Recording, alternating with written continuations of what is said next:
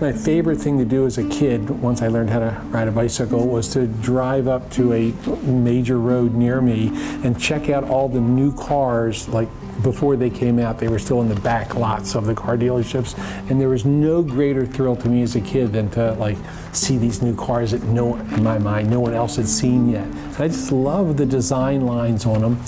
I'd go back to my room, and on sheets of 8.5 by 11 typewriter paper, I would draw my versions of these cars. And eventually I had like 20 or 30 of them on the wall.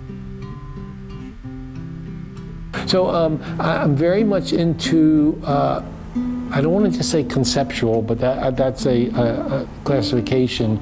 But I am trying to do the art of an engagement. I expect that there'll be this relationship. Somebody will be trying to figure it out, and there's often like a contrast. One thing I had noticed or observed during some of the early shows I'd been there, that people came in, and then of course they were on the big art walk and they're walking around, but it's a general thing, and they'd look at a piece, nice, nice, nice, and I thought, wow, they're like 1 second or maybe 3 seconds for something that, who knows, a guy put 100 hours into it, and like, really? 3 seconds? This is terrible. And so I wanted to do something that would like get people engaged in the work.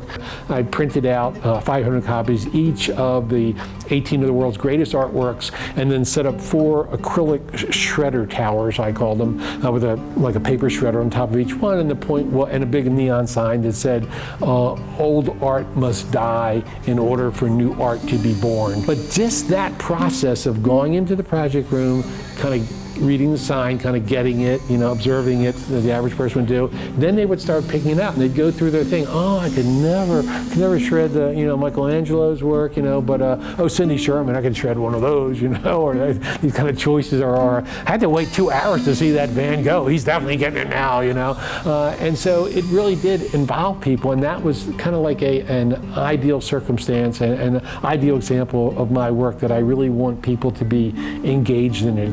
I actually feel like I have never worked, because I've just had so much fun doing what I just always did. It just worked out that way. It was kind of a very natural type development. I often told Manita, to her dismay, that even if we lost all this and I was living under a bridge, I'd probably be still piling up some stones and some sticks and thinking I was making art in some way. So for me to be successful, all I have to do is be making art. I don't really have to please anyone, sell anyone, doesn't have to be in a gallery. It just for the artist, there's really, I feel for the artist, there's no choice. They have chosen a profession of compulsion, of obsession. They have to do this or they won't be happy people.